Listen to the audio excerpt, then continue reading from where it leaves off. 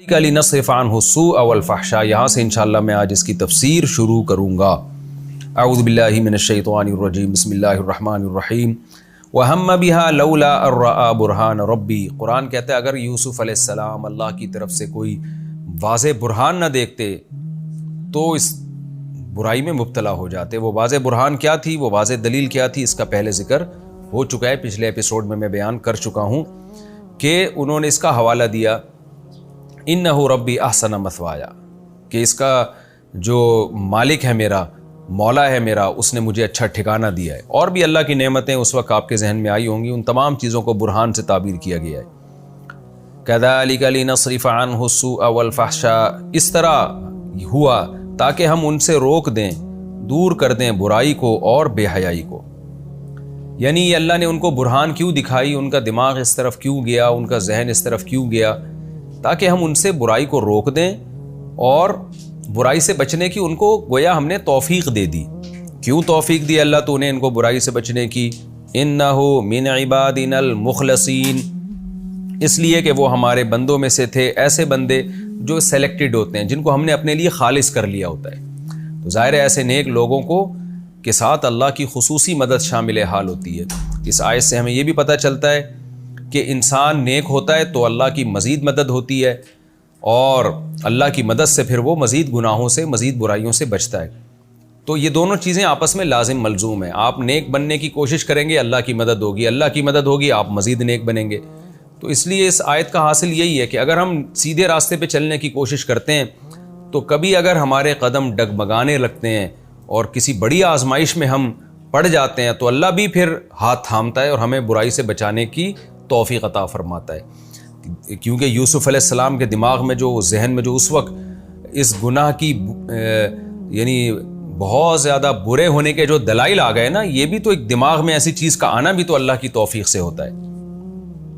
وَاسْتَبَقَ الْبَابَ، اور وہ دونوں دروازے کی طرف بھاگے۔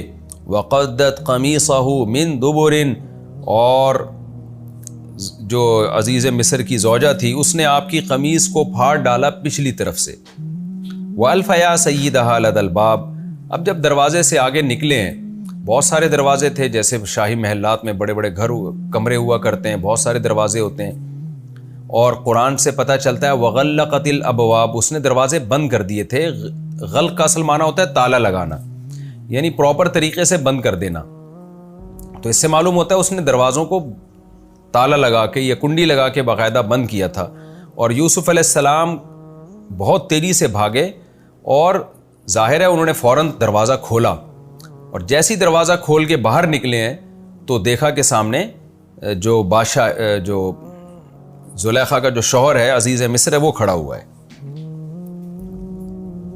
قالت ما جزاء من اراد بأہلک سوءا، اچھا اس بارے میں نا جو بہت ساری من گھڑت روایتیں بھی ہیں کہ یوسف علیہ السلام نے اپنے والد کی شبیہ دیکھ لی تھی، اس کو دیکھ کر آپ کو برائی سے بچنے کا خیال آیا، اور زلیخا نے اتنے موٹے موٹے تالے ڈالے ہوئے تھے، اور یوسف علیہ السلام جس دروازے کی طرف جاتے معجزاتی طور پر وہ تالا کھل جاتا۔ ان ایسی ہمیں کوئی مستند روایتیں اس بارے میں نہیں ملتی، تو میں تفسیر کے لیکچر میں وہی بات کی کوشش کرتا ہوں جو بالکل مستند، صحیح سند کے ساتھ اور صحیح دلیل کے ساتھ ثابت ہو۔ قالت ما جزاء من اراد بأہلک سوءا، زلیخا صاحبہ کہنے لگی کہ جب اپنے میاں کو دیکھا نا اس نے، تو ظاہر ہے انسان کا دماغ جاتا ہے بھائی یہ کیا ہو رہا ہے، تو فوراً کہنے لگی آپ مجھے یہ بتائیے کہ جو شخص آپ کی بیوی کے ساتھ، آپ کے اہل کے ساتھ برائی کا ارادہ کرے اس کی سزا کیا ہونی چاہیے؟ الا ان یسجن، سوائے اس کے کہ اس کو جیل میں ڈال دیا جائے، او عذاب علیم، یا دردناک عذاب دیا جائے، بہت سخت سزا دی جائے۔ پچھلے ایپیسوڈ میں نے بتایا تھا نا، پچھلے لیکچر میں، کہ جب انسان چالاکی کرتا ہے نا تو بہت کانفیڈنس کے ساتھ بڑی بڑی باتیں کر رہا ہوتا ہے۔ وہ ہونا یہ چاہیے تھا نارملی کہ عزیز مصر پوچھتا کہ بھئی یہ کیا ہے، تو وہ جو زلیخا تھی وہ کہہ دیتی کہ بھئی یہ جھوٹ بولنا تھا، اس نے تو اس طرح سے بھی جھوٹ بول سکتی تھی نا کہ بھئی یہ میرے اوپر تہمت یہ مجھے برگلانے کی کوشش کر رہے ہیں، مجھ پہ معاذ اللہ بری نظر ڈالی ہوئی ہے، تو جو ہے باپ کے سامنے ہے, آپ نے جو سزا دینی ہے دیں. میں کیوں مشورہ دوں کہ اس کی سزا جیل ہونی چاہیے یا کوڑے ہونے چاہیے یا دردناک عذاب ہونا چاہیے, یہ میرا ٹاپک نہیں ہے. تو وہ اعتدال کے ساتھ کبھی ایسا آدمی بات نہیں کرتا. ہمیشہ وہ کیا کرے گا, بڑی سیاسی چال کے ساتھ نا, کہ ایسا امپریشن سامنے والے پر جائے کہ وہ سمجھے کہ اس سے زیادہ سچ تو دنیا میں کسی نے بولا ہی نہیں ہے. یہاں بھی زلیخا نے گڑبڑ کیا کی. نمبر 1, بادشاہ سے کے سوال کیے بغیر خود ہی بولنا شروع کر دیا. نمبر 2, بولنے میں الزام نہیں لگایا کہ یوسف نے مجھے ورغلانے کی کوشش کی ہے, بند کمرے میں مجھ سے برائی کی کوشش کی ہے. نہ بلکہ یہ دونوں باتیں سائڈ پہ رکھ کے نا اس سے پوچھ رہی ہے کہ اب سزا بتائیں کہ اس کی سزا جیل ہو یا کوئی اور عذاب ہو. یعنی اس پر تو ہم نے بحث کرنی نہیں ہے کہ مجرم ہے کون. یہ چلاک لوگوں کا طریقہ کار ہوا کرتا ہے. تو یوسف علیہ السلام بول پڑے, قال ہی راودتنی عن نفسی, اس نے مجھے میری ذات سے ورغلانے کی کوشش کی ہے. وشہد, اب ظاہر ہے جب یوسف علیہ السلام چونکہ سچے تھے نا, تو انہوں نے کوئی ایران توران کوئی لمبی چوڑی بات نہیں کی ہے, سیدھی سی بات کی, بھائی یہ الزام غلط لگا رہی ہے میرے اوپر. تو اس سے بھی ہمیں ایک اشارہ ملتا ہے کہ جو حق پرست آدمی ہوتا ہے نا, وہ ٹو دا پوائنٹ بات کرتا ہے, وہ باتوں کو ایران توران کر کے گھماتا نہیں ہے. آج لفاظی کا دور ہے نا, صحافیوں میں لفاظی دیکھیں آپ اور اینکرز میں لفاظی دیکھیں آپ, جو جتنا جھوٹ بولتا ہے اتنا ہی باتوں کو گھما کے لمبی ڈیٹیل میں جا کے باتوں کو الجھا رہا ہوتا ہے وہ. یوسف علیہ السلام نے مختصر سا جملہ کہا, ہی راودتنی عن نفسی, اس نے مجھے میری ذات سے ورغلانے کی کوشش کی ہے, میں نے برائی کی کوشش نہیں کی. وشہد شاہد من اہلہا, تو عزیز مصر کی بیوی ہی کے خاندان میں سے ایک شخص نے گواہی دی. یہ کون تھا؟ حدیث سے پتہ چلتا ہے یہ بچہ تھا. نبی صلی اللہ علیہ وسلم نے فرمایا 4 بچے ایسے ہیں جو بچپن میں جنہوں نے جو بولے ہیں, اور ایک روایت میں آتا 3 بچے ایسے ہیں. تو ان میں ایک یوسف علیہ السلام کے شاہد کا بھی تذکرہ ہے. اب یہ بچہ بالکل دودھ پیتا بچہ تھا یا نابالغ بچہ تھا, اس کے بارے میں مفسرین کی دونوں رائے ہیں. اگر یہ دودھ پیتا بچہ تھا پھر تو اس کا بولنا ہی ایک قسم کا معجزہ ہے, اور وہ یوسف علیہ السلام کے لیے وہ بہت بڑی گواہی ہے. کیونکہ ظاہر ہے دودھ پیتا بچہ, جیسے حضرت عیسیٰ علیہ السلام نے ماں کی گود میں گواہی دی کہ میری ماں جو ہے وہ معاذ اللہ بدکار نہیں ہے, وہ پاک دامن ہے, تو اس کی گواہی شرعاً معتبر تھی, کیونکہ یہ معجزہ, یہ تو اللہ کے علاوہ تو نہیں کوئی بلوا رہا نا اس سے. تو یہاں بھی اگر یہ نابالغ یہ دودھ پیتا بچہ تھا تو اس کا بول دینا ہی کافی تھا, اس کا اتنی گواہی دے دینا ہی کافی تھا کہ یوسف علیہ السلام بے گناہ ہے, یہی حجت کے لیے کافی تھا.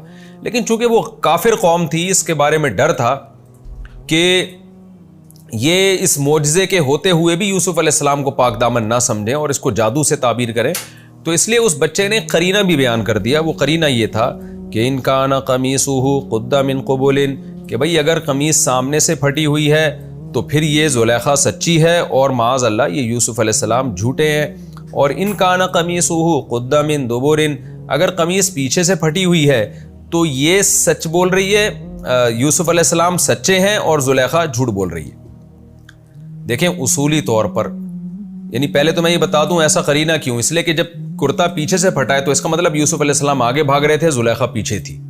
اور اگر آگے سے پھٹا ہے تو اس کا مطلب یہ کہ یعنی معاملہ اس کے برعکس ہے. تو پیچھے سے کرتا پھٹا ہونا تو بہرحال اس کی علامت ہے کہ یوسف علیہ السلام آگے بھاگ رہے تھے. اگرچہ آگے سے کرتا پھٹا ہونا کسی چیز کی بھی علامت نہیں ہے, لیکن اس نے یعنی ایک بات کو مکمل کرنے کے لیے یہ بات کہی ہے.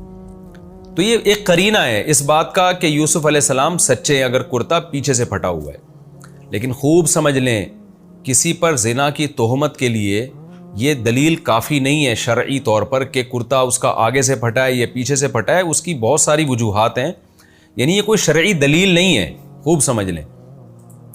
کیونکہ بعض دفعہ ایسے ہو سکتا ہے کہ ایک مرد جو ہے وہ عورت سے زنا کی کوشش کر رہا ہو اور اپنا کرتا خود اپنے ہاتھ سے پیچھے سے پھاڑ لے, تاکہ بعد میں جب میں پکڑا جاؤں تو میں یہ کہہ سکوں کہ میں آگے بھاگ رہا تھا, یہ پیچھے تھی. تو یہ کوئی دلیل نہیں ہے شرعی طور پر, اس لیے زنا میں کی تہمت میں ان چیزوں کا شرعاً کوئی اعتبار نہیں ہے. لیکن یہاں پر ایک قرینے کے طور پر اس کو پیش کیا جا سکتا ہے. جیسے جب کورٹ انویسٹیگیشن کرتی ہے, عدالت انویسٹیگیشن کرتی ہے, تو اصل مدار تو گواہ پر ہوتا ہے, لیکن اس کے لیے قرائن دیکھے جاتے ہیں, سیاق و سباق دیکھا جاتا ہے, جائے واردات دیکھی جاتی ہے. اس سے جج جو ہے صحیح فیصلے تک پہنچنے میں یہ تمام چیزیں اس کے لیے معاون اور مددگار ہوتی ہیں. تو یہ چیزیں ایک صحیح فیصلہ کرنے میں معاون اور مددگار تو ہو سکتی ہیں، لیکن ان پر یقینی حکم کا مدار نہیں ہوتا۔ تو یقینی یہ تھا کہ وہ بچہ جو تھا وہ معجزے کے طور پر بولا ہے۔ دوسری بات یہ کہ اگر وہ بچہ بڑا ہو چکا تھا، نابالغ تھا بچہ، مگر یہ کہ بولنے کے قابل تھا وہ، تو بھی یہاں پر یہ بات ہے کہ پھر یہ اس کا بیان یہ بھی ایک قسم کا قرینہ ہے کہ ایک سمجھدار بچہ تھا جس نے یہ کہا کہ بھائی ٹھیک ہے، اس بات کا امکان تو موجود ہے کہ کوئی شخص بھاگنے کے بعد اپنا کرتا خود بخود پیچھے سے پھاڑ لے، لیکن ظاہر ہے اتفاقی واقعات میں اس طرف کسی کا دماغ نہیں جاتا۔ جب ایسے دوڑ لگ رہی ہوتی ہے اور کرتا پیچھے سے پھٹا ہے تو یہ واضح قرینہ اس بات کا ہے کہ زلیخا کی طرف سے زیادتی ہوئی ہے۔ جب تک کہ وہ اپنے آپ کو صحیح ثابت کرنے کے لیے کوئی اس سے مضبوط قرینہ پیش نہیں کرتی تو ہم اسی کو غلط سمجھیں گے۔ تو اگرچہ یہ یقین کے درجے میں نہیں ہے، لیکن یہ قرینہ بہرحال ہے اس سے۔ اور پھر جو مجرم ہوتا ہے نا، اس پر ایک احساس شرمندگی بھی ہوتا ہے اس میں، جب کوئی واضح قرینے سے اس کا مجرم ہونا پتہ چل جائے تو عام طور پر وہ اپنے جرم کا اعتراف بھی کر لیتا ہے۔ تو بہرحال کوئی بھی وجہ تھی، لیکن اس بات کو ایک علامت کے طور پہ سمجھا گیا کہ واقعی کہ یہ کرتا بھی پیچھے سے پھٹا ہوا ہے تو، اور یہ اتنی افراتفری میں کام ہوا ہے، تو یہ واضح اس بات کی علامت ہے کہ یہ جو ابتدا ہوئی ہے یہ زلیخا کی طرف سے ہوئی ہے۔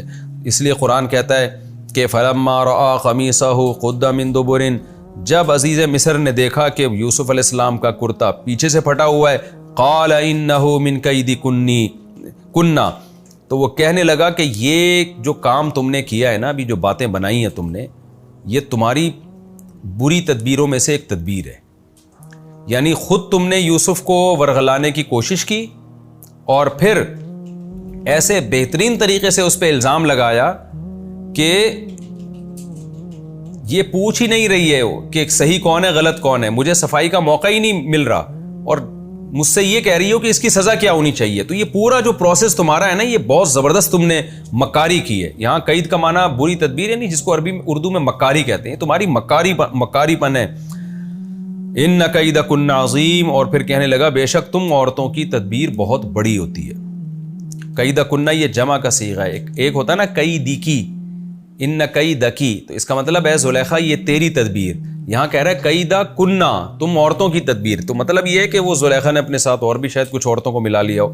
اور پھر ایک اصول اور ضابطہ بیان کر رہا ہے، ان قیدا کننا عظیم، تم عورتوں کی تدبیر ہوتی ہی ایسی ہے، جب تم مکر کرنے پر آتی ہو تو ایسے ہی مکر کرتی ہو کہ اچھے بھلے آدمی کی جو ہے وہ کھوپڑی گھوم جائے اس میں۔ یوسف اعرض عن ھذا، اب بادشاہ کو اندازہ ہو گیا، اور زلیخا بھی، یہ جب بادشاہ نے کہا نا کہ تمہاری تدبیر ہے یہ، تو وہ زلیخا بھی خاموش ہو گئی۔ تو یہ خاموش ہونا بھی اس کی علامت تھی کہ اس نے اپنے جرم کا اعتراف کر لیا ہے۔ اب بادشاہوں کو آپ کو پتہ ہے بڑا خطرہ ہوتا ہے، خوف ہوتا ہے کہ اگر یہ بات ہمارے محل سے باہر نکل گئی تو بدنامی تو میری ہی ہے۔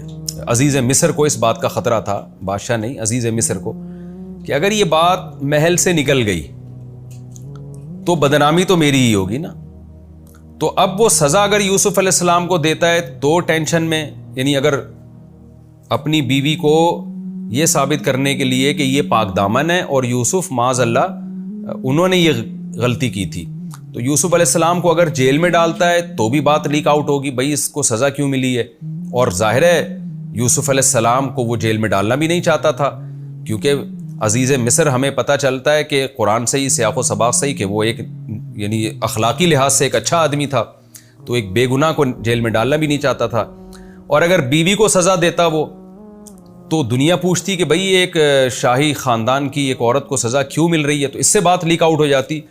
تو عقل مند آدمی تھا، اس نے اپنی اور اپنی بیوی کی عزت بچانے کے لیے یہی راستہ اختیار کیا کہ یوسف علیہ السلام سے کہنے لگا یوسف اعرض عن ھذا، یوسف اس معاملے سے تو اب نظر انداز کر دے، اعراض کر، جو ہونا تھا ہو گیا، میرا ذہن صاف ہو گیا، اب تو اس سے اعراض کر، واستغفری لذنبک، اور اپنی بیوی سے کہنے لگا کہ تو توبہ استغفار کر اپنے گناہ پر، کیونکہ بہرحال خدا کو ماننے والے تھے۔ یا اس کا یہ بھی مطلب ہو سکتا ہے کہ تو مجھ سے معافی مانگ، میری نافرمانی